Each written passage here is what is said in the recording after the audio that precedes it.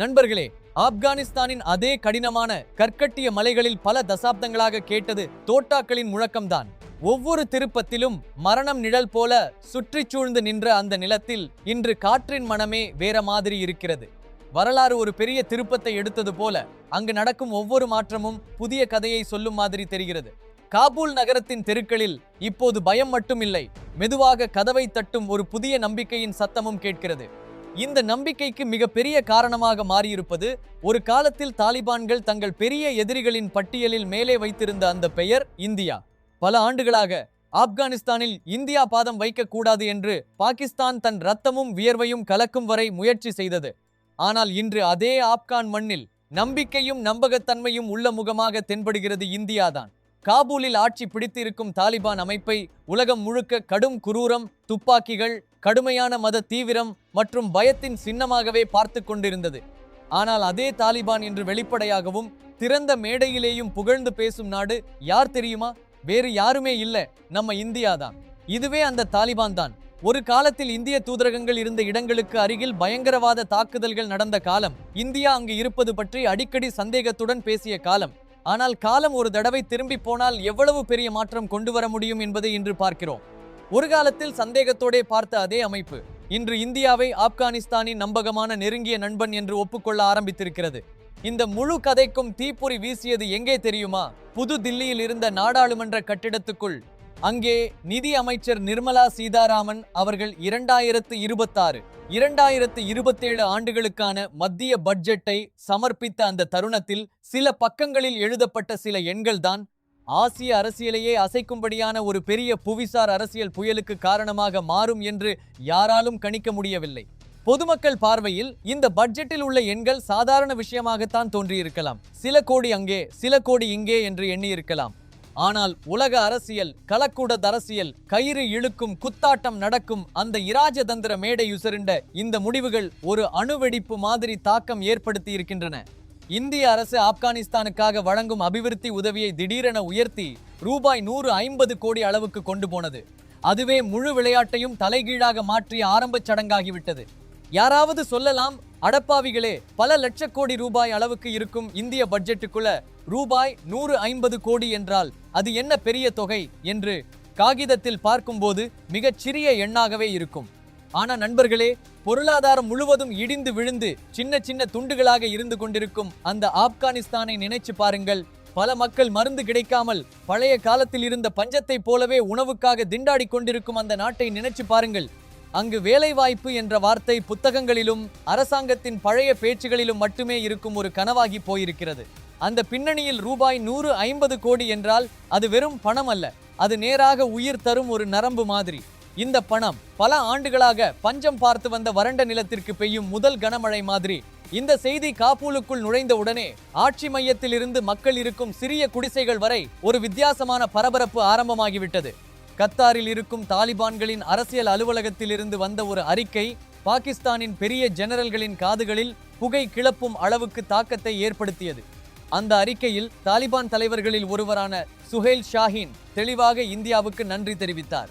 இந்த உதவி இந்தியா ஆப்கானிஸ்தான் உறவுகளை ஒரு புதிய உயரத்திற்கு கொண்டு போகும் என்று அவர் சொன்னார். இந்தியாவுக்கும் ஆப்கானிஸ்தானுக்கும் உள்ள உறவு என்பது வெறும் அரசுகளுக்கிடையிலான அதிகாரம் சார்ந்த உறவு மட்டும் இல்லை, பல நூற்றாண்டுகளாக மக்களுக்குள் உருவான கலாச்சார, வரலாற்று நட்பு சம்பந்தம் என்று அவர் வலியுறுத்தினார். இப்போது சற்று யோசித்து பாருங்கள். இதே தாலிபான்கள் தான் பல வருடங்கள் பாகிஸ்தான் தங்களை கட்டுப்பாட்டில் வைத்திருக்க முடியும் என்று நம்பிய குழு. ராவல்பிண்டியில் இருக்கும் அதிகார மையத்தில் இருந்து கட்டளைகள் போனால் காபூல் வரை அவை நிச்சயம் கேட்கப்படும் என்று பாகிஸ்தானிய ஆதிக்க வட்டாரங்கள் கனவு கண்ட காலம். தாலிபான்களை முழுக்க முழுக்க தங்களுடைய ஸ்ட்ராட்டஜிக் அசெட் என்று பார்த்த காலம். அந்த தாலிபான்கள் தான் இன்று உலகமே கேட்கும் திறந்த மேடையில் நின்று இந்தியா தான் நமக்கு பெரிய நம்பகமான கூட்டாளி என்று வெளிப்படையாக சொல்ல ஆரம்பித்திருக்கிறார்கள். இந்த ஒரு வாக்கியம் மட்டும்தான் பாகிஸ்தான் பல தசாப்தங்களாக கட்டியிருந்த முழு ஆப்கான் உத்தி என்ற கட்டிடத்தையே சாம்பலாக்கி இருக்கிறது. பல ஆண்டுகள் பாகிஸ்தான் ஆப்கானிஸ்தானுக்குள் தீ வைத்துக் கொண்டிருந்தது. பயங்கரவாத குழுக்களை வளர்த்தது, ஆயுதம் கொடுத்தது, பயிற்சி கொடுத்தது, அங்கு எப்போதும் அரசியல் பாதுகாப்பு ஸ்திரமின்மையை உருவாக்கியது. அதனால்தான் அங்குள்ள அரசியல் நடப்புகள் ராவல்பிண்டியின் விருப்பப்படி இருக்கும். இந்தியாவோ அங்கே காலூன்ற முடியாத அளவுக்கு சூழ்நிலை உருவாகும் என்று அவர்கள் நம்பினர். இதைவே அவர்கள் ஸ்ட்ராட்டஜிக் டெப்த் என்று அழைத்தனர். ஆனா வரலாறு எப்போதும் சும்மா இருப்பதில்லை. ஒரு நாளாவது முடிவு வேற மாதிரி வரும். இன்று அது நடந்துவிட்டது. ஆப்கானிஸ்தான் பெரிய சுமை அனுபவிக்கின்ற சமயம், அங்கு கல்வி, மருத்துவம், வேலைவாய்ப்பு எல்லாம் நொறுங்கி கிடக்கும் சமயம், பாகிஸ்தான் தான் உலகமே தன் மீது கருணை காட்ட வேண்டும் என்று கிண்ணம் எடுத்து உலக நாடுகளின் கதவுகளை தட்டி கொண்டு திரிகிறது. நாடு தன்னுடைய குடிமக்களுக்கு கூட போதுமான மின்சாரம், பெட்ரோல், அடிப்படை உணவு தர முடியாத அளவுக்கு சரிந்திருக்கிறது. அந்நிய கடன்களின் சுமை அதன் முழு பொருளாதாரத்தை சுரண்டி இடித்து மூச்சு திணற வைத்திருக்கிறது. மறுபுறம் இந்தியா என்ன செய்கிறது? பெரிய பேச்சு இல்லாமல், பெரிய அட்டகாசம் காட்டாமல், ஆப்கானிஸ்தானின் தோளில் அமைதியாக நின்று வலுவான துணையாக இருக்கும். மருத்துவமனைகள் கட்டுகிறது, பள்ளிகள் கட்டுகிறது, சாலைகள் போடுகிறது, அங்கு குழந்தைகள் படிக்க வேண்டிய புத்தகங்களை அனுப்புகிறது, சாப்பிட வேண்டிய உணவு தானியங்களை அனுப்புகிறது, மருந்து தேவைப்பட்டால் உலக அளவில் அங்கீகாரம் பெற்ற இந்திய மருந்துகளை இலவசமாக அனுப்புகிறது. இதுவரைக்கும் நம்மை யார் உண்மையாக கவனிக்கிறார்கள் என்று சந்தேகத்துடன் பார்த்து கொண்டிருந்த ஆப்கான் மக்களுக்கும் தாலிபான் நிர்வாகத்துக்கும் இந்த ஒப்பீடு மிகவும் தெளிவாக தெரிகிறது. ஒரு பக்கம் சண்டை, அயோக்கியம், மிரட்டல், பிளாக்மெயில் மட்டுமே செய்யும் பாகிஸ்தான், மறுபுறம் அன்போடு, மரியாதையோடு, கணக்கோடு உதவி செய்கிற இந்தியா. இப்படி இருக்கும்போது யாரை நம்பணும் என்ற கேள்விக்கு பதில்தானாகவே வந்துவிடுகிறது. ஆனா இந்த கதையிலேயே இன்னொரு வல்லரசு அமைதியாக இருந்தது என்று நினைக்காதீர்கள். அந்த வல்லரசு சீனா. பல வருடங்களாக சீனாவின் கண்கள் ஆப்கானிஸ்தானின் மண்ணுக்குள் புதைந்து கிடக்கும் இயற்கை வளங்கள் மேல் இருந்தன. குறிப்பாக லித்தியம், தாமிரம் போன்ற கனிமங்கள். இவையெல்லாம் எதிர்கால தொழில்நுட்பங்களுக்கான புதிய தங்கம் என்று சொல்லப்படுபவை. பேட்டரி தொழில்நுட்பம் முதல் மின்சார வாகனங்கள் வரை இந்த உலோகங்கள் உலக பொருளாதார கட்டமைப்பை தீர்மானிக்கும் சக்தி பெற்றவை. சீனா என்ன திட்டமிட்டது? மற்ற பல நாடுகளில் செய்த மாதிரி கடன் சதியில் ஆப்கானிஸ்தானையும் சிக்க வைக்க வேண்டும். அங்கும் தன் பெரிய பெரிய சாலைகள், ரயில் பாதைகள், கட்டிடங்கள், துறைமுகங்கள் போன்றவை அமைத்து முழு நாட்டையும் தனது பொருளாதார கட்டுப்பாட்டுக்குள் கொண்டு வர வேண்டும் என்று நினைத்தது. அதற்காக தனது பிரபலமான பெல்ட் அண்ட் ரோடு இனிஷியேட்டிவ் திட்டத்தின் கனவுகளை ஆப்கானிஸ்தானுக்கும் காட்டத் தொடங்கியது.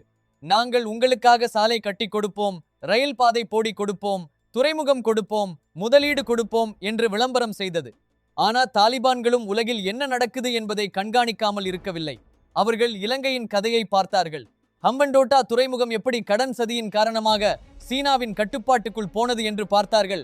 பாகிஸ்தான் எப்படி சீன கடனுக்குள் ஆழமாக மூழ்கிவிட்டது என்று பார்த்தார்கள். சீனா முதலில் சாலைகளையும் திட்டங்களையும் பரிசு மாதிரி கொண்டு வருகிற மாதிரி செய்து, பின்னாடி அந்த நாட்டின் முழு சுதந்திர பொருளாதார மரபையும் தன் கையில் பிடித்துவிடும் என்ற உண்மை தாலிபான்களின் புரிதலிலும் பதியத் தொடங்கியது. அதுதான் காரணம். சீனாவின் கடன்கட்டு மாதிரியான உதவி மாதிரியை விட எந்த நிலத்தையும் பறிக்காமல், எந்த துறைமுகத்தையும் கையகப்படுத்தாமல், நேர்மையான அபிவிருத்தி திட்டங்கள் மூலம் உதவி செய்யும் இந்தியாவின் வழி தாலிபான்களுக்கு பாதுகாப்பாகவும் நம்பகமாகவும் தெரிந்தது. இந்தியாவின் இந்த சாரப் பவர் கலாச்சாரம், உதவி மனப்பாங்கு, இந்தியாவின் இந்த சாரப் பவர் நீண்ட நாள் உறவு எல்லாம் சேர்ந்து இன்று சீனாவின் பல பில்லியன் டாலர் மதிப்புள்ள ஹார்ட் பவர் திட்டங்களை விட அதிக தாக்கம் படைக்கிறது. சீனா எங்கு ஒப்பந்தம் பார்க்கிறதோ அங்கே இந்தியா நம்பகம் உருவாக்குகிறது. சீனா எங்கு கைப்பற்றும் கட்டுப்பாடு பார்க்கிறதோ அங்கே இந்தியா கூட்டாளித்தனம் பார்க்கிறது. இந்த வித்தியாசம்தான் இன்று ஆப்கானிஸ்தானுக்கு மிகவும் தெளிவாக தெரிய ஆரம்பித்திருக்கிறது. இந்த கதையின் வேர்களை இன்னும் பின்னோக்கி பார்த்தால் 2021 ஆண்டுக்கு சென்று சேரும். அப்போதே தாலிபான்கள் காபூலை இரண்டாவது முறையாக கைப்பற்றினர். அந்த நாள் முதல் கிட்டத்தட்ட எல்லா மேற்கு நாடுகளும் தங்கள் தூதரகங்களை மூடிக்கொண்டு தங்கள் தூதர்களை, உதவி குழுக்களை, படைகளை எல்லாம் வேகமாக அங்கிருந்து வெளியே கொண்டு போனார்கள். இந்தியாவும் பாதுகாப்புக்காக தனது தூதரக பணியாளர்களை திரும்ப அழைக்க வேண்டியதுதான். அந்த நேரத்தில் பாகிஸ்தான் ஊடகங்களிலும் சில சீன ஊடகங்களிலும் என்ன சத்தம் தெரியுமா? இந்தியாவின் ஆப்கான் அத்தியாயம் முழுமையாக முடிந்துவிட்டது. இப்போது அன்வர்ட் இருந்து இந்த நிலம் முழுவதும் பாகிஸ்தான், சீனா, தாலிபான் கூட்டணியின் கட்டுப்பாட்டுக்குள் இருக்கும் என்ற பெருமை கலந்த திமிர். ஆனா அவர்கள் ஒரு விஷயத்தை மறந்துவிட்டார்கள். இந்தியா என்றால் எரிச்சலில் உடனே ரியாக்ட் ஆகும் நாடு அல்ல. இந்தியா நீண்டகால யோசனையோடு, பொறுமையோடு, கணக்கு பார்த்த கணக்கோடு ஒரு நீண்ட சதுரங்க விளையாட்டை விளையாடும் நாடு. இந்திய படைகள், தூதர்கள் தற்காலிகமாக வெளியில் வந்திருந்தாலும் இந்திய மனம் ஆப்கான் மக்களை விடவில்லை. அங்கே நிலநடுக்கம் ஏற்பட்ட போது முதல் நிவாரணப் பொருட்கள் இந்தியாவில் இருந்துதான் சென்றன. அங்கே பட்டினி தாக்கும் போது ஆயிரக்கணக்கான டன் அளவில் கோதுமை தானியங்கள் இந்திய துறைமுகங்களில் இருந்து புறப்பட்டு காபூல் நோக்கி சென்றன. அங்கே மருத்துவமனைகளில் மருந்து இல்லை என்ற அறிக்கை வந்தபோது உயிரை காப்பாற்றும் முக்கிய மருந்துகள், தடுப்பூசிகள் இந்தியாவிலிருந்து அங்கு வந்தடைந்தன. இப்படி மெல்ல மெல்ல தாலிபான்களுக்கும் புரிய தொடங்கியது. சரி, ஆயுதம் வைத்தால் ஆட்சியை பிடிக்கலாம். ஆனால் ஒரு நாட்டை நடத்துவது என்பது மட்டும் துப்பாக்கி, டேங், பீரங்கி விஷயம் இல்ல. அங்கே வாழும் மக்களுக்கு வேலை, உணவு, மருந்து, குடிநீர், சாலை, பள்ளி, மருத்துவமனை வேணும். இதையெல்லாம் தரக்கூடிய நாடு எது என்ற கேள்விக்கு கிரவுண்ட்ல பார்த்தபோது மிக நம்பகமாக தேடிய எட்டு இந்தியாதான். இன்றைக்கு காபூலிலேயே அதிகாரப்பூர்வமாக முழுமையாக தூதரகம் திறந்துவிடவில்லை என்றாலும் கூட இந்திய தொழில்நுட்ப மற்றும் நிர்வாக குழுக்கள் அமைதியாக மீண்டும் பணியில் இறங்கிவிட்டன. அனிமலாகவே இயங்கும் ஒரு தூதரக மாதிரி சூழல் உருவாக தொடங்கியுள்ளது. இந்தியா தாலிபான்களை உத்தியோகபூர்வமாக அங்கீகரிக்கவில்லை. ஆனால் அதே நேரத்தில் மக்களுக்கு உதவி செய்வது, அபிவிருத்தி திட்டங்களை முன்னால் நகர்த்துவது, நம்பிக்கையை உறுதி செய்வது என்ற ரேகைக்கு இடையே நின்று செயல்பட்டு வருகிறது. இதுதான் உண்மையான கள இராஜதந்திரம். தாலிபான்கள் இந்தியாவின் உதவியை வெளிப்படையாக வரவேற்று இது எங்களுக்கு மிகவும் முக்கியமானது என்று திறந்த வார்த்தைகளில் சொல்லிய தருணத்தில் கதை இன்னொரு ஆழமான உச்சத்தை எட்டியது. ஏனென்றால் அது வெறும் தாங்களுக்கு பெரு நன்றி என்ற வாக்கியத்தில் முடிந்து போகவில்லை. அதோடு சேர்ந்து ஒரு மிக முக்கியமான மூலோபாய அழைப்பும் வந்தது. அந்த அழைப்பின் சத்தம் பாகிஸ்தானின் ஜெனரல் தளபதிகளின் கைகளில் இருந்த கோப்புகளை கீழே விழச் செய்யும் அளவுக்கு அதிர்வுகளை உருவாக்கியிருக்கிறது. தாலிபான்கள் நேராக இந்தியாவிடம் சொன்னார்கள், நீங்கள் ஆப்கானிஸ்தானில் மேற்கொண்ட பெரிய பெரிய அபிவிருத்தி திட்டங்கள் பல காரணங்களால் முழுமையடையாமல் நிறுத்தப்பட்டிருக்கின்றன. அவற்றை திரும்ப தொடங்கணும். முக்கியமாக ஈரானில் இருக்கும் சாபஹார் துறைமுகத்தின் மூலம் ஆப்கானிஸ்தானுக்கு திறப்பு கதவு உருவாக்கணும் என்று. சாபஹார் துறைமுகம் என்றாலே பாகிஸ்தானின் இராணுவ உளவுத்துறை வட்டாரங்களுக்கு தூக்கம் வராமல் போகும். ஏனென்றால் இன்று வரை ஆப்கானிஸ்தானின் பெரும்பாலான கடல் வர்த்தகமும் பாகிஸ்தானின் கராச்சி துறைமுகத்தை அடிப்படையாக கொண்டுதான் நடைபெறுகிறது. இதைத்தான் பாகிஸ்தான் ஒரு பெரிய பிளாக்மெயில் ஆயுதமாக பல ஆண்டுகளாக பயன்படுத்தி வந்தது. சில நேரங்களில் ஆப்கான் லாரிகளை எல்லையில் நிறுத்தி வைத்தது. சில நேரங்களில் திடீரென வரி பிரகடனங்களை உயர்த்தியது. சில நேரங்களில் சாலையை தற்காலிகமாக மூடினது. சில நேரங்களில் நீங்கள் எங்களை கேட்கவில்லை என்ற காரணத்தை காட்டி வர்த்தகத்தில் தடைகள் போட்டது. இந்த ரகசிய ஆயுதத்தை அறுத்து எறியும் சக்திதான் சாபஹார் துறைமுகம். இந்தியா ஈரான் கூட்டணியில் உருவாக்கப்பட்ட இந்த துறைமுகம் பாகிஸ்தானின் நிலத்தை தொடாமல் ஆப்கானிஸ்தானுக்கு கடலுக்கு நேரடி நுழைவாயிலை தரக்கூடிய பாதை. இந்த பாதை முழுமையாக செயல்பட்டால் ஆப்கானிஸ்தானுக்கு பாகிஸ்தானை நாட வேண்டிய அவசியம் பெருமளவு குறைந்துவிடும். சாபஹார் மூலம் இந்தியா ஆப்கானிஸ்தானுக்கு எளிதாக உணவு தானியங்கள், மருந்துகள், இயந்திரங்கள், கட்டுமான சாதனங்கள், முதலீடுகள் எல்லாம் அனுப்ப முடியும். அதற்கு பதிலாக ஆப்கானிஸ்தானின் இயற்கை வளங்களை இந்திய தொழில்கள் நேரடியாக பயன்படுத்தும் வாய்ப்பும் கிடைக்கும். இதனால்தான் பாகிஸ்தான் இந்த திட்டத்தை ஆரம்பம் முதல் வெறுத்து கொண்டே இருக்கிறது. சாபஹார் முழு வேகத்தில் செயல்பட ஆரம்பித்துட்டா நம்மளால் ஆப்கானிஸ்தானை பிளாக்மெயில் பண்ண முடியாது என்று அவர்களுக்கு நல்லா தெரியும். அதனால்தான் தாலிபான்களே இப்போது இந்தியாவிடம் நாங்கள் சாபஹாருடன் இணைய எங்களை உதவி செய்யுங்கள், இந்த சங்கிலியிலிருந்து எங்களை விடுவியுங்கள் என்று சொல்லி வேண்டிக் கொள்கிறார்கள். தாலிபான்கள் இன்னும் ஒரு முக்கியமான விஷயத்தையும் சொன்னார்கள்.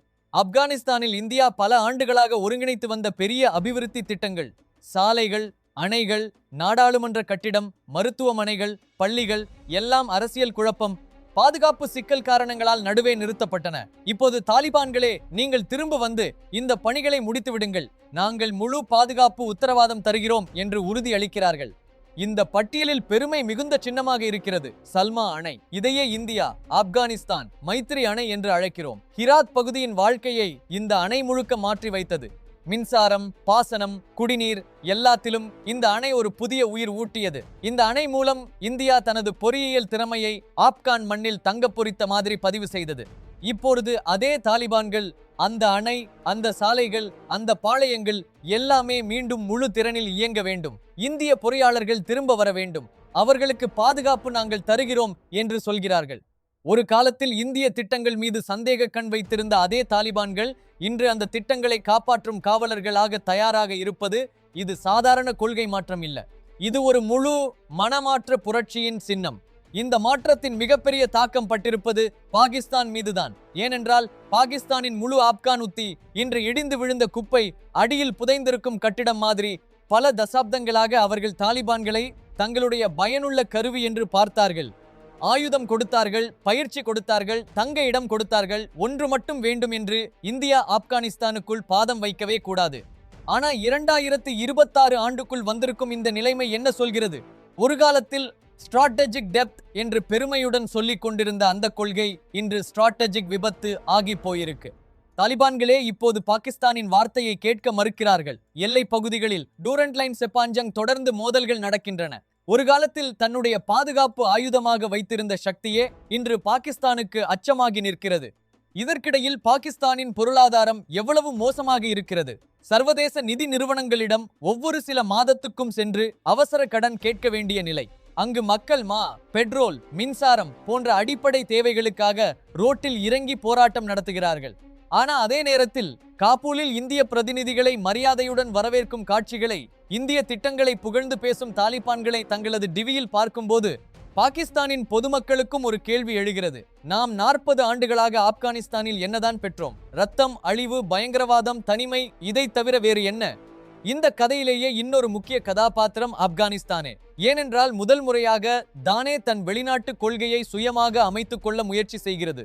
பாகிஸ்தான் நம்ம நண்பன் என்ற பெயரில் முடிவில்லாத ஸ்திரமின்மையையும் உள்நாட்டு குழப்பத்தையும் மட்டுமே பெற்றது என்னும் உண்மை ஆப்கான் தலைவர்களுக்கும் மக்களுக்கும் மெதுவாக தெளிவாகிறது. சீனா கூட்டாளி என்ற பெயரில் கடன் அடிமைத்தனத்தில் விழுந்துவிட்ட நாடுகளின் கதைகளும் அவர்களுக்கு முன் இருக்கின்றன.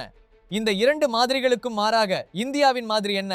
வளர்ச்சி, அபிவிருத்தி, மரியாதை, கூட்டாளித்தனம், சுயமரியாதை, இந்த கலவையை கொண்ட மாதிரி. இந்த முழு விளையாட்டில் ஒரு தோட்டா கூட சுடாமல், ஒரு அங்குல நிலத்தை கூட கையகப்படுத்தாமல் ஒரு நாட்டின் நம்பிக்கையையும் இதயத்தையும் வென்ற நாடு இந்தியாதான். இதுதான் 21ஆம் நூற்றாண்டில் உண்மையான சக்தி என்று உலகம் கூறும் செல்வாக்கின் சக்தி. இந்த புதிய நட்பு என்றால் வெறும் வர்த்தகம், முதலீடு, திட்டங்கள் மட்டுமல்ல, பாதுகாப்பு பார்வையிலும் இது மிகவும் முக்கியமானது. ஆப்கானிஸ்தான் நிலையானதாக இருந்தால் தீவிரவாத குழுக்களுக்கு ஆட்சிரமம் இல்லாமல் போகும். பயங்கரவாதத்தின் பயிற்சி முகாம்களுக்கு நிலம் கிடைப்பதில்லை. அதன் நேரடி நன்மை இந்தியாவின் எல்லைகளுக்கு கிடைக்கும். உண்மையில் பார்க்கும்போது ரூபாய் 150 கோடி உதவி என்றால் அது வெளிப்படையாக ஆப்கானிஸ்தானுக்கு கொடுக்கப்பட்ட உதவிதான். ஆனால் உள்ளார்ந்த மனதில் அது இந்தியாவின் உள்நாட்டு பாதுகாப்பில் செய்யப்பட்ட மிக புத்திசாலித்தனமான முதலீடாகும். இந்தியாவின் இந்த கணக்கிட்டு செய்யப்படும் குத்தாட்டம் மட்டும் ஆப்கானிஸ்தானை பற்றியது இல்லை. இது முழு தெற்காசிய புவிசார் அரசியல் வரைபடத்தை மறுபடியும் வரைவதற்கான திட்டம். இன்று புதிய தில்லி இராஜதந்திரத்தை உணர்ச்சிகளின் அடிப்படையில் அல்ல, மிக துல்லியமான கணக்கீடுகளின் அடிப்படையில் நடத்துகிறது. ஒவ்வொரு ரூபாயும் வெறும் தானம் இல்லை, ஒரு நீண்டகால மூலோபாய முதலீடு. இதே மனநிலையில் இந்தியா தனது அண்டை நாடுகளுக்கான உதவிகளையும் திட்டமிட்டுள்ளது. பூடானுக்கு அதிகபட்ச உதவி அளிக்கப்படுகிறது. அங்குள்ள நீர்மின் திட்டங்கள், சாலை, உள்கட்டமைப்பு, எரிசக்தி திட்டங்கள் எல்லாம் முழு வேகத்தில் அமல்படுத்தப்படுகின்றன. அபிவிருத்தியோடு சேர்ந்து பாதுகாப்பிலும் இந்தியா பூடான் உறவை ஆழமாக்கும் நோக்கம். நேபாளுக்கு பெரிய அளவிலான பட்ஜெட் பிரிவுகள் ஒதுக்கப்பட்டுள்ளன. எல்லை தாண்டும் இணைப்புகள், சாலை திட்டங்கள், எரிசக்தி பொருத்தங்கள், ரயில் இணைப்புகள், இவற்றால் நேபாளத்தை இந்தியாவுடனும் இந்தியா வழியாக உலக சந்தையுடனும் அதிகமாக இணைக்கிறது. இலங்கைக்கு தீவிர பொருளாதார நெருக்கடி வந்தபோது முதலில் கைகளை நீட்டியது இந்தியாதான். எரிசக்தி, உணவு, நிதி எல்லாவற்றிலும் முதலில் உதவி சென்றது. மாலத்தீவுகளுக்கும் இந்தியா வலுவான உதவி அளித்து வருகிறது. காரணம், இந்த பகுதியில் சீனாவின் கடல்சார் செல்வாக்கை சமநிலைப்படுத்துவதற்கும் இந்தியாவின் பாதுகாப்பு வட்டத்தை உறுதி செய்வதற்கும் இது அவசியமான இடம். ஆனா இதே பட்ஜெட்டில் ஒரு நாட்டுக்கு மிகவும் தெளிவான ஒரு சிக்னல் அனுப்பப்பட்டது. அது பங்களாதேஷ். சமீப காலமாக அந்த நாட்டில் எழுந்த சில இந்திய எதிர்ப்பு நிலைப்பாடுகள், அரசியல் குழப்பங்கள், அந்நாட்டு அரசியல் வட்டாரங்களில் இருந்து வரும் சில எதிர்மறையான சிக்னல்கள், இந்த எல்லாவற்றையும் பார்த்த பிறகு பங்களாதேஷுக்கான உதவி பட்ஜெட் குறைக்கப்பட்டது. அதாவது நட்பில் முதலீடு இருக்கும், ஆனால் பகைமையில் இல்லை என்று இந்தியா தெளிவான மெசேஜ் அனுப்பிவிட்டது. இந்த முழு சமன்பாட்டின் பயன் திரும்ப வந்து சேரும் இடம் மீண்டும் ஆப்கானிஸ்தான் தான். இந்தியாவுக்கு ஆப்கானிஸ்தான் என்பது வெறும் இன்னொரு அண்டை நாட்டு கதை இல்லை. அது ஒரு பெரிய பாதுகாப்பு இடைப்பட்ட வலயம். அங்கு அமைதி இருந்தால் காஷ்மீர் முதல் இந்தியாவின் பல எல்லை பகுதிகள் வரை அமைதி பாதிக்கப்படும் அளவு குறையும். அங்கு பாகிஸ்தான் ஆதரவு அசதி அதிகரித்தால் அந்த அலை இந்தியாவின் உள்ளே பல மடங்கு தாக்கத்தை ஏற்படுத்தும். அதனாலதான் இந்தியா அங்கு செலவிடும் பணம் அங்குள்ள மக்களை மட்டும் உயர்த்துவது அல்ல, இந்தியாவின் எதிர்கால பாதுகாப்பையும் உறுதி செய்வது என்ற இடத்தில் பார்க்கப்படுகிறது. இந்தியா தாலிபான்களுடன் உறவு அமைக்கும் போது செய்ய வேண்டியது என்ன என்ற கேள்விக்கு பதில் உணர்ச்சியை விட மூலோபாயத்தையே முன்னிறுத்தியது. அதாவது உத்தியோகபூர்வ அங்கீகாரம் இல்லாத இடத்தில் கூட பாதி திறந்த கதவுகளுக்குள் நுழைந்து களத்தில் இருப்பது, மக்களுக்கு உதவி செய்வது, நிறுத்தப்பட்ட திட்டங்களை மெதுவாக மீண்டும் தொடங்குவது, நம்பிக்கையின் அடித்தளத்தை வலுப்படுத்துவது, இவையே உண்மையான நீண்டகால இராஜதந்திரம். இந்த முழு விளையாட்டில் இப்போதைக்கு மிகப்பெரிய தோல்வியை அனுபவித்துக் கொண்டிருப்பது பாகிஸ்தான் தான். ஒரு காலத்தில் ஆப்கானிஸ்தான் நமக்கு ஸ்ட்ராட்டஜிக் டெப்த் என்று சொன்னவர்கள் இன்று அந்த நாட்டை பார்த்து நமக்கு இருந்து நழுவி போயிட்ட அந்த பகுதி என்று சொல்ல வேண்டிய நிலைக்கு வந்துவிட்டார்கள். ஒரு காலத்தில் ராவல்பிண்டியில் இருக்கும் இராணுவ தலைமையகம்தான் காபூலில் என்ன முடிவு எடுக்கணும் என்று நிர்ணயித்தது. இன்று அங்கே புதிய தில்லியின் கூட்டாண்மைதான் உண்மையான தடம் பதிக்க தொடங்கியுள்ளது. தாலிபான்கள் எந்த நாட்டின் கூட்டணியை நம்பணும் என்று பார்ப்பது பாகிஸ்தானை விட இந்தியாவை நோக்கி அதிகமாக இருக்கிறது. இதுதான் இஸ்லாமாபாத்துக்கு பெரிய அதிர்ச்சி. பல தசாப்தங்களாக பயங்கரவாதத்தை ஒரு ஜியோ ஸ்ட்ராட்டஜிக் ஆயுதம் மாதிரி பயன்படுத்திய நாடு இன்று அதே ஆயுதத்தின் முனையில் நிற்கும் நிலைமைக்கு வந்துவிட்டது. எல்லையில் பதட்டம், உள்ளே பொருளாதார நெருக்கடி, வெளியே தனிமை. மறுபுறம் இந்தியா காபூலில் மரியாதையோடு வரவேற்பை பெறும் நாடாக, புவிசார் அரசியல் கட்டமைப்பில் நிலைத்தன்மையின் மையமாக பார்க்கப்படும் நாடாக உயர்ந்து கொண்டிருக்கிறது. உலகின் பெரிய சக்திகளும் இதையெல்லாம் கவனிக்காமல் இருக்கவில்லை. அமெரிக்கா, ரஷ்யா, ஐரோப்பிய ஒன்றியம், வளைகுடா நாடுகள் எல்லாம் அமைதியாக நோட்டு பண்ணி கொண்டிருக்கின்றன. யாருமே பெரிய போர் செய்யாமல், யாரும் படை அனுப்பாமல் எப்படி இந்தியா ஒரு சென்சிட்டிவ் பிராந்தியத்தில் ஸ்திரத்தன்மையின் சம்பந்தமாக ஒரு மையமாக மாறுகிறது என்று அவர்கள் ஆராய்ந்து பார்க்கிறார்கள். இதன் காரணமாக இந்தியாவின் சர்வதேச நம்பகத்தன்மையும் பெயரளவில் இருக்கும் மட்டுமே அல்லாமல் கிரவுண்டில் இருக்கும் செல்வாக்கும் தொடர்ந்து வலுப்பெற்று கொண்டே வருகிறது. இந்தியா இப்போது ஒரு நாளாவது சூப்பர் பவர் ஆகலாம் என்று எதிர்கால விசாரணை செய்யப்படும் நாடு மட்டுமில்லை, இப்போதே நம்பிக்கையை அடிப்படையாக கொண்டு செயல்படுத்தும் நாடு என்று கருதப்படும் சக்தியாக மாறி வருகிறது. இந்த முழு கதையின் பெரிய பாடம் என்ன? 21ஆம் நூற்றாண்டில் போர்கள் வெறும் டேங்க், விமானம், ஏவுகணை, கைதுப்பாக்கி கொண்டு மட்டும் வெல்லப்படுவதில்லை. நம்பிக்கை, அபிவிருத்தி, செல்வாக்கு, இந்த 3 ஆயுதங்களைத்தான் இன்று மிகப்பெரிய ஆயுதங்களாக உலகம் பார்க்கிறது. இந்தியா இந்த மாதிரியை ஆப்கானிஸ்தானில் பயன்படுத்தி காட்டிவிட்டது. அதன் பயனும் இன்று உலகமே பார்க்கிறது. சீனா நாடுகளை கடன் நெருக்கடியில் சிக்க வைக்கிறது. இந்தியா அவர்களை கூட்டாளிகளாக நிமிர்ந்து நிற்க வைக்கிறது. பாகிஸ்தான் அங்கு அசதி, குழப்பம், பயம் உருவாக்குகிறது. இந்தியா அங்கு ஸ்திரத்தன்மை, நம்பிக்கை உருவாக்குகிறது. வரலாற்றில் யார் நிலைத்திருப்பார்கள், யார் தவறான எடுத்துக்காட்டுவாக மட்டும் புத்தகங்களில் இருக்கும் என்பதை தீர்மானிப்பது இந்த வித்தியாசம்தான். இன்று காபூல் காற்றில் கலந்திருக்கும் அந்த மெலிதான நம்பிக்கை என்பது ஆப்கானிஸ்தானின் எதிர்காலத்தையே மட்டும் குறிக்கும் விஷயம் அல்ல. இது முழு தெற்காசியாவின் மாறிவரும் புவிசார் அரசியல் வரலாற்றின் ஒரு முன்னோட்டம். இந்தியா இனி பின்காலத்தில் நடக்கிற நாடு இல்ல, திசை காட்டும் நாடு. அடுத்த பிரச்சனையின் கதவிலும் இந்தியாவின் பெயர்தான் மீண்டும் வரும். நண்பர்களே, ஆப்கானிஸ்தானின் அதே கல்லார்களான மலைகளில் பல தசாப்தங்களாக தொடர்ந்து கேட்ட சத்தம் என்ன தெரியுமா? தோட்டாக்கள், வெடிகுண்டுகள், டேங்களின் முழக்கம்தான். ஒவ்வொரு மூலையும் மரணம் நிழல் மாதிரி மனிதர்களை துரத்தி வந்த அந்த நிலத்தில் இன்று காற்றின் மனமே கொஞ்சம் வேற மாதிரி இருக்கிறது. வரலாறு ஒரு பெரிய திருப்பத்தை எடுத்தது போல அங்குள்ள வானம், தெருக்கள், மக்களின் முகம் எல்லாமே ஒரு புதிய பக்கம் ஆரம்பமா என்று கேட்கும் மாதிரி தோன்றுகிறது. காபூல் நகரத்தின் நெருக்கமான தெருக்களில் இப்போது பயம் மட்டும் இல்லை, மெதுவாக கதவை தட்டும் நம்பிக்கையின் ஒலி கூடவே கேட்க ஆரம்பித்திருக்கிறது. இந்த நம்பிக்கைக்கு மிக பெரிய காரணமாக மாறியிருப்பது ஒரு காலத்தில் தாலிபான்களின் எதிரி பட்டியலில் மிக மேல் வரிசையில் இருந்த ஒரு பெயர், இந்தியா. ஆப்கானிஸ்தானை இந்தியாவின் தாக்கத்திலிருந்து தூரம் வைக்க பாகிஸ்தான் பல ஆண்டுகளாக தன் இரத்தத்தையும் வியர்வையையும் சிந்தி முயற்சி செய்தது. ஆனால் உண்மையில் என்ன நடந்திருக்கிறது தெரியுமா? அதே ஆப்கான் மண்ணில் இன்று நம்பகத்தன்மையும் அபிவிருத்தியும் நம்பிக்கையும் கொண்ட முகமாக தென்படுவது இந்தியாதான். காபூலில் ஆட்சி செய்து கொண்டிருக்கும் தாலிபான் அமைப்பை உலகம் முழுக்க எப்போதுமே ஒரு பயங்கர சின்னம் மாதிரி பார்த்தது. கடுமையான தீவிரவாதம், துப்பாக்கிகள், பழமையான சட்டங்கள், பெண்களுக்கு விதிக்கப்பட்ட அடக்குமுறைகள், இவையெல்லாம் சேர்ந்து உலக மனதில் உருவாக்கிய படம் அது. ஆனால் இன்று அந்த தாலிபான்கள் தான் திறந்த மேடையில் நின்று இந்தியா எங்களுக்கு நன்றி செய்யக்கூடிய நம்பகமான நண்பன் என்று சொல்கின்றனர் என்றால் இது சாதாரண மாற்றமா? இந்த மாற்றத்துக்கு அடிப்படையாக இருந்த முக்கிய தருணம் புது தில்லியில் நாடாளுமன்ற வளாகத்துக்குள் நடந்த ஒரு நிகழ்வு. அங்கே இந்திய நிதி அமைச்சர் நிர்மலா சீதாராமன் அவர்கள் 2026 முதல் 2027 வரையிலான நிதியாண்டுக்கான மத்திய பட்ஜெட்டை சமர்ப்பித்தார். அந்த பட்ஜெட்டின் பல பக்கங்களில் ஆயிரக்கணக்கான கோடிகள் அங்கும் இங்கும் எழுதப்பட்டிருக்கும். பொதுமக்களின் கணக்கில் பார்த்தால் அவை எல்லாமே ஒரு சாதாரண எண்ணாகத்தான் தெரியும். ஆனால் அந்த பக்கங்களில் இருந்த ஒரு சிறிய வரிதான் முழு ஆசிய அரசியலையே குலுக்கும் அளவுக்கு ஒரு புதிய கதையை ஆரம்பித்தது. அந்த வரி என்னன்னா, ஆப்கானிஸ்தானுக்கான இந்திய அபிவிருத்தி உதவி தொகையை ரூபாய் 150 கோடி அளவுக்கு உயர்த்துகிறோம் என்பதுதான். கணக்கில் பார்த்தால் பல லட்ச கோடி ரூபாயால் நிரம்பிய இந்திய பட்ஜெட்டில் ரூபாய் 150 கோடி என்பது சின்ன எண்தான். அது என்ன பெரிய விஷயம் என்று பலர் கேட்கலாம்.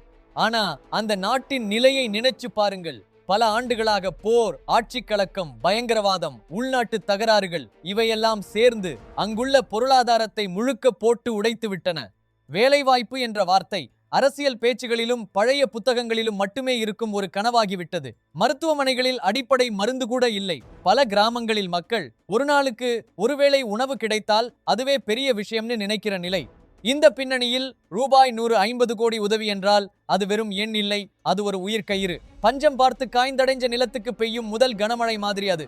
இந்த முடிவின் செய்தி காபூலுக்கு வந்ததும் அரசியல் அலுவலகங்களிலிருந்து பொதுமக்கள் இருக்கும் சிறிய தெருக்கள் வரை ஓர் அசாதாரண அலை பாய்ந்தது. குறிப்பாக கத்தாரில் இருக்கும் தாலிபான்களின் அரசியல் அலுவலகத்தில் இருந்து வெளியான ஒரு அறிக்கை பாகிஸ்தானில் அதிகாரத்தில் இருக்கும் ஜெனரல்களின் காதுகளில் புகை கிளப்பும் அளவுக்கு தாக்கத்தை ஏற்படுத்தியது. தாலிபான் தலைவர் சுஹேல் ஷாஹீன் திறந்த வார்த்தைகளில் இந்தியாவுக்கு நன்றி சொல்லி இந்த உதவி இரு நாடுகளின் உறவுகளையும் ஒரு புதிய உயரத்திற்கு கொண்டு போகும் என்று சொன்னார். இந்தியா ஆப்கானிஸ்தான் உறவு என்பது வெறும் அரசு உறவு மட்டும் இல்ல, பல நூற்றாண்டுகளாக மக்களுக்குள் உருவான கலாச்சார வரலாற்று நட்பு என்று அவர் வலியுறுத்தினார். இதுதான் பாகிஸ்தான் கேட்க தயங்கும் உண்மை. ஒரு காலத்தில் தாலிபான்களை நம்ம கைப்பாவை என்று பார்த்தவர்கள் இன்று அதே தாலிபான்களின் வாயிலிருந்து இந்தியா தான் நம்பகமான கூட்டாளி என்ற வார்த்தையை கேட்கிறார்கள். பாகிஸ்தான் பல தசாப்தங்களாக ஆப்கானிஸ்தானில் தீய போட்டது, பயங்கரவாத குழுக்களை வளர்த்தது, ஆயுதம் கொடுத்தது, பயிற்சி கொடுத்தது, அங்குள்ள அரசியல் ஸ்திரமின்மையை திட்டமிட்டு பெருக்கியது. இதெல்லாம் ஒரு காரணத்துக்காக ஆப்கானிஸ்தான் முழுவதும் அதன் கட்டுப்பாட்டுக்குள் இருக்க வேண்டும். இந்தியாவோ அங்கு பாதம் வைக்கக்கூடாது. ஆனா இன்று நிலைமை தலைகீழாகி போயிருக்கிறது. ஆப்கானிஸ்தான் கடும் சுமையால் சிக்கிக்கொண்ட நேரத்தில் பாகிஸ்தான் தான் ஒரு கிண்ணம் எடுத்துக்கொண்டு சர்வதேச நிதி நிறுவனங்களின் கதவுகளுக்கு முன் இன்னும் கொஞ்சம் கடன் தாருங்கள் என்று கேட்டு நடந்து கொண்டிருக்கிறது. அங்குள்ள மக்கள் மின்சாரம், பெட்ரோல், கோதுமை மாவு போன்ற அடிப்படை பொருட்களுக்காக நீண்ட வரிசையில் நிற்க வேண்டிய நிலை. அந்நிய கடன்களின் சுமை அந்த நாட்டின் பொருளாதாரத்தின் கழுத்தை நெரித்து கொண்டிருக்கிறது. அரசாங்கம் ஒவ்வொரு சில மாதங்களுக்கும் புதிய பிச்சையை தேடி ஓடிக்கொண்டே இருக்கிறது. மறுபுறம் இந்தியா என்ன செய்கிறது? பெரிய புறப்புகளோ திரைமறை பேச்சுகளோ இல்லாமல் ஆப்கான் மக்களின் தோளில் அமைதியாக நின்று வலுவான துணை நாடாக இருக்கிறது. மருத்துவமனைகள் கட்டுகிறது, பள்ளிகள் இடிந்த இடங்களில் புதிய கட்டடங்களை எழுப்புகிறது, சாலைகள் அமைக்கிறது, அங்குள்ள குழந்தைகள் படிக்க வேண்டிய புத்தகங்களை அனுப்புகிறது, உணவுக்காக தவிக்கும் மக்களுக்கு தானியங்களை கொடுக்கிறது, மருந்து தேவைக்கு இந்திய மருந்துகளை இலவசமாக அனுப்புகிறது. ஒரு பக்கம் சண்டை, ஏமாற்றம், பிளாக்மெயில், மிரட்டல், இதையே நட்பு என்று விற்கும் பாகிஸ்தான், மறுபக்கம் அமைதியாக வேலை செய்கிற இந்தியா. இப்படி இருக்கும்போது யாரை நம்பணும் என்ற கேள்விக்கு பதில் ஆப்கான் மக்களுக்கும் தாலிபான்களுக்கும் தெளிவாக தெரிகிறது. இந்த கதையில் இன்னொரு பெரிய வீரர் இருக்கிறார், சீனா. பல ஆண்டுகளாக சீனாவின் கண்கள் ஆப்கானிஸ்தான் மண்ணுக்குள் புதைந்திருக்கும் லித்தியம், தாமிரம், அரிதான உலோகங்கள் போன்ற இயற்கை வளங்கள் மேல் இருக்கிறது. இவையே வரும் காலத்தில் தொழில்நுட்ப உலகிற்கான புதிய தங்கம் என்று பார்க்கப்படுகின்றன. சீனாவின் பாணி என்ன? முதலில் கடன் கொடுத்து சாலைகள், ரயில் பாதைகள், துறைமுகங்கள் கட்ட உதவி செய்கிறேன் என்று சொல்லும். பிறகு அந்த நாட்டின் பொருளாதாரம் சரிந்ததும் கடன் சுமையை காரணம் காட்டி அங்குள்ள முக்கிய ஆஸ்திகளை பிடித்துவிடும். இலங்கை, பாகிஸ்தான் போன்ற நாடுகள் இந்த கதையை ஏற்கனவே அனுபவித்து விட்டன. ஆப்கானிஸ்தானும் இதை கவனிக்காமல் இருந்ததில்லை. சீனாவின் பெல்ட் அண்ட் ரோடு திட்டத்தை பற்றி பேசும்போது தாலிபான்களுக்கு மனதிற்குள் ஒரு சந்தேகம் வந்தது. நாம் கூட இலங்கையைப் போல கடன் வலையில் விழுந்தா என்ன ஆகும் என்று. சீனா எங்கு செல்கிறது அங்கு கடனின் சங்கிலிகள், நீண்டகால கட்டுப்பாடு, மறைந்த ஒப்பந்தங்கள் எல்லாம் சேர்ந்து வரும் என்பதை அவர்கள் புரிந்து கொண்டார்கள். அதனாலதான் நிலத்தையும் துறைமுகத்தையும் கையகப்படுத்தாமல் நேர்மையான அபிவிருத்தி திட்டங்களால் உதவி செய்யும் இந்தியா தாலிபான்களுக்கு நம்பகமான கூட்டாளியாக தெரிந்தது. இந்தியாவின் இந்த மென்மையான சக்தி, கலாச்சாரம், கல்வி, மருத்துவ உதவி, எந்த காலனித்துவ நோக்கமும் இல்லாத அபிவிருத்தி, இவை எல்லாம் சேர்ந்து சீனாவின் பில்லியன் கணக்கான டாலர் மதிப்புள்ள கடின சக்திக்கும் மேலான தாக்கத்தை இன்று ஆப்கானிஸ்தானில் ஏற்படுத்தி கொண்டிருக்கிறது. இந்த முழு கதையின் வேர்கள் 2021 ஆண்டுக்கு செல்லும். அப்போது தாலிபான்கள் இரண்டாவது முறையாக காபூலை கைப்பற்றினார்கள். உலக நாடுகள் பலவும் தங்கள் தூதரகங்களை மூடி தங்கள் தூதர்களை, உதவி குழுக்களை வேகமாக வெளியே கொண்டு வந்தன. இந்தியாவும் பாதுகாப்புக்காக அப்படியே செய்ய வேண்டியதுதான். அந்த நேரத்தில் பாகிஸ்தான் மற்றும் சீன ஊடகங்களில் ஆப்கானிஸ்தானில் இந்தியாவின் அத்தியாயம் முடிந்துவிட்டது என்ற மகிழ்ச்சி குரல் முழங்கியது. ஆனா இந்தியா என்ன பண்ணது? அது அவசரத்தில் ஓடிவிட்ட நாடு இல்லை. மாறாக ஒரு நீண்ட சதுரங்க ஆட்டத்தை விளையாடும் வீரன் மாதிரி, சில கட்டங்களை பின்னால் வைக்கிற மாதிரி அமைதியாக தனது கண்ணோட்டத்தை மாற்றாமல் தொடர்ந்தது. தூதர்கள் வெளியே வந்தாலும் ஆப்கான் மக்களை இந்தியா விட்டுவிடவில்லை. அங்கு நிலநடுக்கம் வந்தபோது முதலில் நிவாரணப் பொருட்களை அனுப்பியது இந்தியா. பட்டினி மோசமாயிருந்தபோது ஆயிரக்கணக்கான டன் கோதுமை தானியங்களை அனுப்பியது இந்தியா. மருந்து பற்றாக்குறை வந்தபோது உயிரை காப்பாற்றும் மருந்துகளையும் தடுப்பூசிகளையும் அனுப்பியது இந்தியா. இதனால் தாலிபான்களுக்கு புரிய ஆரம்பித்த மிக பெரிய உண்மை ஒன்று இருந்தது. ஆட்சியை துப்பாக்கியால் பிடிக்கலாம், ஆனால் ஒரு நாட்டை நடத்துவதற்கு போர் போதும் என்றில்ல. அங்கே மக்களுக்கு தானியமும் மருந்தும் வேலை வாய்ப்பும் சாலை பள்ளி மருத்துவமனையும் வேண்டும். அதை யார் தர முடியும் என்று பார்த்தபோது இந்தியா மட்டுமே நம்பகமாக தெரிய ஆரம்பித்தது. இன்று காபூலில் இந்திய தொழில்நுட்ப குழுக்கள் மீண்டும் அமைதியாக வேலை செய்கின்றன. தூதரகம் முழுமையாக திறந்ததாக யாரும் அறிவிக்கவில்லை, ஆனாலும் அங்கு அனிமலாகவே தூதரக பணிகள் தொடர்கின்றன. இந்தியா இன்னும் தாலிபான்களுக்கு உத்தியோகபூர்வ அங்கீகாரம் தரவில்லை. அதே நேரத்தில் ஆப்கான் மக்களுக்கு உதவியும் அபிவிருத்தி திட்டங்களையும் தொடர்கிறது.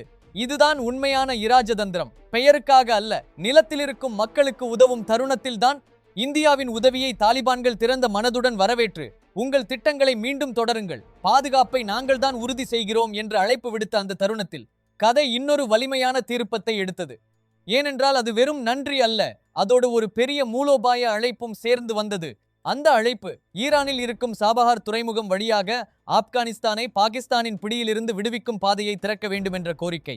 இன்று ஆப்கானிஸ்தானின் பெரும்பாலான கடல் வர்த்தகமும் பாகிஸ்தானின் கராச்சி துறைமுகம் வழியாகத்தான் செல்கிறது. இந்த ஒரு கதவைத்தான் பாகிஸ்தான் பல ஆண்டுகளாக அழுத்த ஆயுதமாக பயன்படுத்தி கொண்டிருந்தது.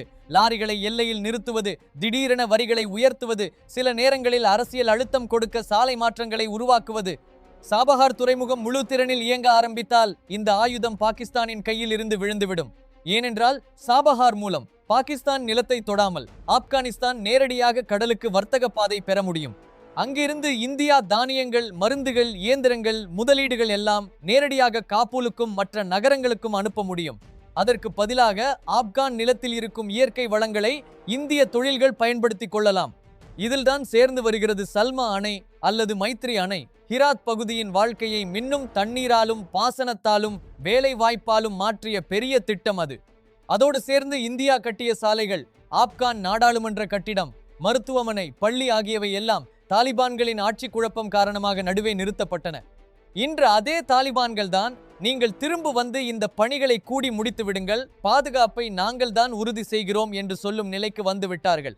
இதெல்லாம் ஒன்றாக சேர்ந்து காட்டும் உண்மை, பாகிஸ்தான் பல தசாப்தங்களாக கட்டியிருந்த ஸ்ட்ராட்டஜிக் டெப்த் கதையெல்லாம் 2026 ஆண்டில் ஸ்ட்ராட்டஜிக் விபத்தாக மார்பில் குத்திக் கொள்ளும் உண்மையாக மாறிவிட்டது. தாலிபான்கள் இப்போது பாகிஸ்தானின் வார்த்தையை கண்மூடித்தனமாக எடுக்கவில்லை. எல்லை பகுதிகளில் டூரண்ட் லைன் குறித்து மோதல்கள், தாலிபான் வீரர்களுக்கும் பாகிஸ்தான் பாதுகாப்பு படைகளுக்கும் இடையே சண்டைகள், இதெல்லாம் பாகிஸ்தானுக்கே தன் கடந்த கால திட்டங்களை நினைவூட்டும் ஒரு கடுமையான கண்ணாடியாக இருக்கிறது. இந்த நெருக்கடியை இந்தியா எப்படி பயன்படுத்திக் கொள்கிறது? ஆப்கானிஸ்தானை ஒரு அண்டை நாடு மாதிரி மட்டும் பார்க்காமல் ஒரு பெரிய பாதுகாப்பு இடையகமாக பார்க்கிறது. அங்கு அமைதி நிலைத்தால் அதன் அலை நேரடியாக காஷ்மீரின் அமைதியையும் இந்தியாவின் உள்நாட்டு பாதுகாப்பையும் வலுப்படுத்தும். அதனால்தான் ஆப்கானிஸ்தானுக்காக செலவிடப்படும் ஒவ்வொரு ரூபாயையும் இந்தியா அபிவிருத்தி உதவி என்று மட்டும் பார்க்கவில்லை, நம் எதிர்கால பாதுகாப்புக்கான முதலீடு என்ற கோணத்திலும் பார்க்கிறது. இந்த பெரிய பட்ஜெட்டில் சுற்றி பார்க்கும்போது இந்தியா மற்ற அண்டை நாடுகளுக்கும் நிதி உதவியை நுணுக்கமாக பிரித்து வைத்திருக்கிறது. பூடானுக்கு அதிக உதவி, அங்குள்ள நீர்மின் திட்டங்கள், சாலைகள், உயர்நிலை உள்கட்டமைப்பு வளர்ச்சி. நேபாளுக்கு எல்லை தாண்டும் இணைப்பு, புதிய சாலை, சக்தி திட்டங்கள். இலங்கைக்கு கடும் பொருளாதார நெருக்கடியிலிருந்து மீள நிதி, எரிசக்தி, தானிய உதவிகள். மாலத்தீவுக்கு இந்து பெருங்கடலில் ஒரு முக்கிய மூலோபாய கூட்டாளியாக வலுவான ஆதரவு. ஆனா பங்களாதேஷை நோக்கி அனுப்பிய செய்தி வேற மாதிரி. சமீப காலமாக அங்கே எழுந்த சில இந்திய எதிர்ப்பு சத்தங்கள், அரசியல் ஸ்திரமின்மை, அந்த பிராந்தியத்தில் நடக்கும் மாற்றங்கள், இவற்றை எல்லாம் பார்த்த பிறகு இந்தியா தன் உதவியை அங்கே சற்றே குறைத்தது. அந்த செயல் மூலம் அந்த மெசேஜ் மிகவும் தெளிவானது. நட்பில் முதலீடு இருக்கும், பகைமையில் இல்லை. இதுவரைக்கும் நாம் பார்த்தது இந்தியாவின் அரசியல், பாதுகாப்பு, அபிவிருத்தி யோசனைகள் ஆப்கானிஸ்தானை எப்படி மாற்றிக் கொண்டிருக்கின்றன என்பதை. இப்போ இரண்டாவது பெரிய கதைக்கு வரலாம். உலக நாணய மையத்தை குலுக்கிக் கொண்டிருக்கும் அமெரிக்க டாலரின் பலவீனம். நண்பர்களே, பல தசாப்தங்களாக உலக பொருளாதாரத்தில் ஒரே வயலின் இசை போல ஒலித்து வந்த பெயர் அமெரிக்க டாலர். உலக வர்த்தகத்தின் பெரும் பகுதி அந்த டாலரில்தான் நடந்தது. சர்வதேச நிதி ஒப்பந்தங்கள், எண்ணெய் விலை, பெரிய பெரிய முதலீடுகள், எதிலாவது ஒரு கட்டத்தில் டாலர் வந்தே ஆகும். இந்த டாலர் தான் அமெரிக்காவுக்கு அரசியல் தளத்திலும் ஒரு பெரிய ஆயுதமாக இருந்தது. எங்களுக்கு பிடிக்கலை என்று ஒரு நாடு நடந்தால் அதற்கு பொருளாதார தடைகள் போட்டு அந்த நாட்டின் வங்கிகளை டாலர் வலையிலிருந்து துண்டிக்கச் செய்வது அமெரிக்காவின் பழக்கமான நடைமுறை. ஆனா இன்று இந்த டாலரின் அடித்தளம்தான் சலசலக்கிறது என்று பெரிய பெரிய முதலீட்டாளர்கள், மத்திய வங்கிகள், பொருளாதார நிபுணர்கள் பேசிக் கொண்டிருக்கிறார்கள். இந்த குறைவு வெறும் ஒரு 2 நாளின் ஏற்ற இறக்கம் இல்லை, உலக நாணய அமைப்பின் பாதையை மாற்றக்கூடிய ஒரு பெரிய மாற்றத்தை சுட்டிக்காட்டுகிறது. டாலரின் வலிமையை அளவிட ஒரு முக்கிய கருவி இருக்கிறது, DX எனப்படும் டாலர் குறியீடு. இந்த குறியீடு உலகின் முக்கிய நாணயங்களான யூரோ, பவுண்ட், யென் போன்றவற்றுக்கு எதிராக டாலர் எவ்வளவு வலிமையாக இருக்கிறது என்பதை காட்டுகிறது. பொதுவாக இந்த குறியீடு 100 என்ற அளவுக்கு கீழே வந்தால் டாலர் சற்றே பலவீனமடைந்து இருக்கிறது என்று பொருளாதார உலகம் பேசும். ஆனா கடந்த ஒரு வருடத்துக்கும் மேலாக இந்த குறியீடு தொடர்ந்து 100க்கு கீழே இருந்தது மட்டுமில்ல, சமீப நாட்களில் அது மிக கூர்மையான சரிவை பதிவு செய்தது. சில நாட்களுக்கு முன்பு வரை இந்த குறியீடு 97 அளவுக்கு அருகே இருந்தது. புது தரவுகளின்படி அது இன்னும் கீழே நழுவி 96 என்ற நிலைக்கு வந்திருக்கிறது. இதன் அர்த்தம் என்னவென்றால் பல வருடங்களில் காணாத அளவுக்கு டாலர் தற்போது பலவீன நிலையில் நிற்கிறது. இது வெறும் கணக்கு என்னும் காரணத்தால் மட்டுமல்ல, அரசியல் தளத்திலும் பல கேள்விகளை எழுப்புகிறது. 20க்கும் மேலான ஆண்டுகளாக உலகின் முதன்மை நாணயமாக இருந்த டாலர் இனி அந்த ஏகபோகத்தை தக்க வைக்குமா என்ற கேள்வி பெரிய முதலீட்டாளர்களின் மனதில் எழுகிறது. இந்த மாற்றத்திற்கு மிகவும் முக்கியமான காரணங்கள் பல இருக்கின்றன. முதலில் அமெரிக்காவின் மொத்த கடன் மலையை கணக்கில் எடுத்துக்கொள்ள வேண்டும். இன்று அமெரிக்க அரசின் மொத்த கடன் தொகை 38 டிரில்லியன் டாலர் அளவை தாண்டி இருக்கிறது. அந்த நாட்டின் வருடாந்திர உள்நாட்டு உற்பத்தி கூட இந்த கடனின் அளவுக்கு அருகே வர முடியவில்லை. ஒரு நாட்டின் வருமானத்தை விட கடன் வேகமாக உயரும் போது அந்த நாட்டின் நாணயத்துக்கு ஒரு நாளாவது அழுத்தம் வரும் என்பதே உலக பொருளாதாரத்தின் அடிப்படை சட்டம். அமெரிக்கா ஒவ்வொரு வருடமும் புதிய கடன் எடுத்து பழைய கடனின் வட்டி சுமையையே சமாளிக்கிறது. இந்த வட்டி செலவு அரசின் பட்ஜெட்டில் மிக பெரிய பங்காக ஆகிக் கொண்டிருக்கிறது. இப்படி எத்தனை வருடம் நீடிக்கும் என்ற சந்தேகம் சர்வதேச முதலீட்டாளர்களின் மனதில் இயல்பாகவே எழுகிறது. இந்த சந்தேகம் உருவான இடத்திலிருந்து டாலரின் மீது இருக்கும் நம்பிக்கை மெதுவாக குறையத் தொடங்கியது. இரண்டாவது காரணம், அமெரிக்க மத்திய வங்கியான பெடரல் ரிசர்வ் எடுத்து வரும் கொள்கைகளின் எதிர்பார்ப்பு. சமீப காலமாக அடுத்த மாதங்களில் பெடரல் வட்டி விகிதங்களை குறைக்கக்கூடும் என்ற செய்திகள் தொடர்ந்து வருகின்றன. வட்டி விகிதம் குறையும் என்றால் சந்தையில் டாலரின் அளிப்பு அதிகரிக்கும். எந்த நாணயமாவது மிக அதிகமாக கிடைத்து அதை வாங்குபவர்கள் குறைந்துவிட்டால் அதன் மதிப்பு இயல்பாகத்தான் கீழே வரும். டாலர் தற்போது இதே வலையில் சிக்கி இருக்கிறது. மூன்றாவது, அமெரிக்க அரசியல் முடிவுகளில் இருக்கும் நிச்சயமின்மை. சில ஆண்டுகளாக அமெரிக்க அரசியல் உலகம் பல திடீர் முடிவுகளை பார்த்திருக்கிறது. ஒரு நாள் திடீரென வர்த்தக போர் அறிவிப்பு, மறுநாள் திடீரென்று புதிய வரிகள், இன்னொரு நாள் மத்திய வங்கியின் வேலைகளில் அரசியல் தலையீடு பற்றிய பேச்சுகள். இந்த மாதிரியான திடீர் மாற்றங்கள் நாளை என்ன நடக்கும் என்று உலக முதலீட்டாளர்களை குழப்பச் செய்கின்றன. அதற்குள் டொனால்ட் ட்ரம்ப் போன்ற தலைவர்களின் வாக்குமூலங்கள் டாலரை வலுப்படுத்த வேண்டும், இதர நாணயங்களை பலவீனப்படுத்த வேண்டும் என்ற முரண்பாடான கருத்துகள் கூட சேரும்போது குழப்பம் இன்னும் அதிகரிக்கிறது. நான்காவது, மற்ற நாணயங்களின் வலிமை. யூரோ மெல்ல மெல்ல வலுப்பெற ஆரம்பித்திருக்கிறது. பவுண்ட், யென் ஆகியவை தங்களது இடத்தை வலுப்படுத்துகின்றன. ஆஸ்திரேலிய டாலர் போன்ற நாணயங்களும் சமீப காலங்களில் நல்ல நிலையை பெற்றிருக்கின்றன. இதனால் ஒப்பிட்டு பார்க்கும்போது அமெரிக்க டாலர் தனியாக பலவீனமாக தோன்றுகிறது. இதற்கிடையில் சர்வதேச நாணய நிதியம் போன்ற அமைப்புகள் ஒரே ஒரு நாணயத்தை மட்டும் நம்பிக்கொண்டு உலக நிதி அமைப்பு ஓடுவது ஆபத்தானது என்று நேரடியாக எச்சரிக்க தொடங்கியுள்ளன. அமெரிக்க டாலர் மற்றும் அமெரிக்க அரசு திரட்டு பத்திரங்களை மட்டுமே பாதுகாப்பான முதலீடு என்று பார்க்கும் வழக்கம் ஒரு நாளாவது உலக பொருளாதாரத்தை பெரிய அதிர்ச்சியில் தள்ளும் என்று அவர்கள் கூறுகின்றனர். இதை பார்த்து பல நாடுகள் தங்கள் அந்நிய செலாவணி கையிருப்பை மாற்றத் தொடங்கியுள்ளன. அதே சமயம் பிரிக்ஸ் நாடுகளின் திட்டமும் தெளிவாக தெரிகிறது. சீனா, ரஷ்யா, இந்தியா, பிரேசில் போன்ற நாடுகள் தங்கள் அமெரிக்க கருவூல பத்திரங்களின் அளவை குறைத்து அதன் பதிலாக தங்க கையிருப்பை அதிகரிக்கின்றன. இரு நாடுகளுக்கு இடையிலான வர்த்தகத்தை உள்ளூர் நாணயத்தில் முடிக்க முயற்சி செய்கின்றன. இதன் நோக்கம் டாலரை முழுமையாக தாண்டிவிடலாம் என்பதல்ல, ஆனால் ஒரே டாலரையே நம்பிக்கொள்ள வேண்டிய அவசியம் இருக்கக்கூடாது என்பதுதான். இதனால் டாலரின் மீது உள்ள ஏகபோக நம்பிக்கை மெதுவாக உடைந்து வருகிறது. இந்த மாற்றங்கள் உலக சந்தைகளில் எப்படி பாதிப்பை ஏற்படுத்தும்? டாலர் பலவீனமடைய தொடங்கிய இடத்தில் இருந்து முதலீட்டாளர்கள் பாதுகாப்பான இடங்களை தேட ஆரம்பிக்கிறார்கள். பங்குச் சந்தைகளில் ஏற்ற இறக்கம் அதிகரிக்கிறது. ஆபத்தான சொத்துக்களில் இருந்து பணம் வெளியே வந்து தங்கம் போன்ற பாதுகாப்பான சொத்துகளுக்கு செல்ல ஆரம்பிக்கிறது. இப்படி டாலர் குறியீடு கீழே வரும் ஒவ்வொரு தருணத்திலும் தங்கத்தின் விலை மேலே பாயும் காட்சி உலகமே பார்த்து கொண்டிருக்கிறது. பல மத்திய வங்கிகளும் தங்கள் கையிருப்பில் டாலரின் பங்கை குறைத்து தங்கத்தின் பங்கை கூட்டிக் கொண்டிருக்கின்றன. சில நாடுகள் யூரோ, யுவான், ரியால் போன்ற மற்ற நாணயங்களை பயன்படுத்தி பரஸ்பர வர்த்தக ஒப்பந்தங்களை முடிக்க ஆரம்பித்துள்ளன. இதன் மூலம் உருவாகும் படம் ஒரு நாளாவது உலக நாணய அமைப்பு ஒரு டாலர் மைய அமைப்பிலிருந்து பல நாணயங்கள் பகிர்ந்து கொள்ளும் அமைப்பாக மாறக்கூடும் என்ற சாத்தியம். இந்த முழு கதையில் இந்தியா எங்கே நிற்கிறது? இந்தியா மிக சமநிலையான பாதையை தேர்ந்தெடுத்து நடக்கிறது. டாலர் பலவீனமடைந்தால் இந்தியாவுக்கு ஒரு பக்கம் பல நன்மைகளும் கிடைக்கும். இந்திய ஏற்றுமதிகள் உலக சந்தையில் போட்டித் திறனை அதிகரிக்கலாம். தகவல், தொழில்நுட்பம், மருந்துகள், உற்பத்தி போன்ற துறைகளுக்கு புதிய வாய்ப்புகள் திறக்கப்படலாம். ஆனால் மறுபக்கம், உலக சந்தைகள் மிகவும் ஸ்திரமினமின்றி நடந்தால் வெளிநாட்டு முதலீடுகள் வளர்ந்து வரும் சந்தைகளிலிருந்து வெளியே போகும் ஆபத்தும் இருக்கும். அதனாலதான் இந்திய ரிசர்வ் வங்கியின் உத்தி மிகவும் சமநிலை கொண்டதாக உள்ளது. ஒரு பக்கம் தங்க கையிருப்பை மெதுவாக அதிகரிக்கிறது, இன்னொரு பக்கம் சில நாடுகளுடன் உள்ளூர் நாணயத்தில் வர்த்தகத்தை முடிக்கும் ஒப்பந்தங்களை உருவாக்குகிறது. டாலரில் இருந்தும் மற்ற நாணயங்களில் இருந்தும் தங்கத்தில் இருந்தும் பலவிதமான கையிருப்புகள் வைத்துக்கொண்டு ஒரு நாணயத்தில் பெரிய அதிர்ச்சி வந்தாலும் இந்திய பொருளாதாரம் ஒரே அடியில் விழக்கூடாது என்ற பாதுகாப்பு வலையை உருவாக்கி கொண்டிருக்கிறது. பிரிக்ஸ் கூட்டணியில் இந்தியா ஒரு மிக மெதுவான ஆனால் தெளிவான பாதையை தேர்ந்தெடுக்கிறது. அமெரிக்காவுக்கு எதிராகவே இருக்கணும் என்ற கோபத்தில் அல்ல, இந்தியாவின் நலன் எது என்ற கணக்கில் தான் ஒவ்வொரு முடிவையும் எடுக்கிறது. இந்த குணம்தான் இந்தியாவை எதிர்காலத்தில் ஒரு வலுவான நம்பகமான சக்தியாக நிறுத்தப் போகிறது. இரண்டு கதைகளும், ஆப்கானிஸ்தானில் இந்தியாவின் மென்மையான சக்தி, உலக நாணய மேடையில் டாலரின் பலவீனம், இவை இரண்டும் சேர்ந்து ஒரு பொதுப்பாடம் சொல்லுகின்றன. 21ஆம் நூற்றாண்டில் போர்கள் வெறும் டேங்க், ஏவுகணை, போர் விமானம் கொண்டு மட்டும் வெல்லப்படுவதில்லை. அந்த காலம் மெல்ல மாறிக்கொண்டிருக்கிறது. இன்று உண்மையான வெற்றி நம்பிக்கையை பெறும் நபருக்குத்தான், வளர்ச்சியை பகிரும் நாட்டுக்குத்தான், செல்வாக்கை நன்கு பயன்படுத்தும் அரசியல்வாதிகளுக்குத்தான். இந்தியா ஆப்கானிஸ்தானில் ஒரு தோட்டா கூட சுடாமல், ஒரு அங்குல நிலத்தையும் கைப்பற்றாமல் ஒரு நாட்டின் இதயத்தை வெல்ல முடியும் என்று காட்டித் தந்திருக்கிறது. அதே சமயம் உலக நாணய மேடையில் கூர்மையான கணக்கீடுகளோடு தன்னை தயார் செய்து எந்த புயல் வந்தாலும் தன்னுடைய பொருளாதாரத்தை நிலைநிறுத்திக் கொள்ள முயற்சி செய்கிறது.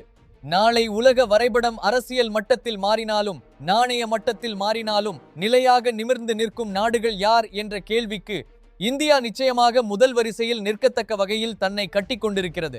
நண்பர்களே, வரலாறு இன்று நம்ம கண் முன்னாலேயே எழுதப்பட்டு கொண்டிருக்கிறது. சில இடங்களில் துப்பாக்கி சத்தம் இல்லாமல், சில இடங்களில் டாலர் சின்னம் இல்லாமல், ஆனால் நம்பிக்கை, வளர்ச்சி, கூட்டாண்மை என்ற 3 வார்த்தைகளின் மூலம்